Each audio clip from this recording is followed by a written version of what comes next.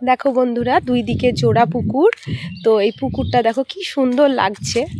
এই দেখো, এইখানে জলটা অনেকটা গভীরে লাগছে। আমি একটা অনেকটা উঁচুতে দাঁড়িয়েছি। দেখো, এই দেখো একটা অনেক বড় পাকুর গাছ।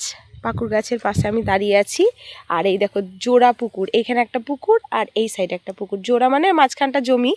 তো বেশ ভালো লাগছে। দেখো দূরে অনেকটা। আর এখন শীতের দিন তো চারিদিকটা মনে হচ্ছে যেন ফাঁকা ফাঁকা, কেননা জমি সব ধান কাটা হয়ে গেছে। পাখিগুলো দেখো কি সুন্দর ঘুরে বেড়াচ্ছে। এই দেখো, এটা গ্রামের রাস্তা। এটা রাস্তা ছিল আগে, রাস্তাটা একেবারে ওর চামড়া উঠে রাস্তাটা মাটির রাস্তা হয়ে গেছে। যত মানে সিমেন্ট ছিল, মানে পিচ ছিল, সব উঠে গেছে।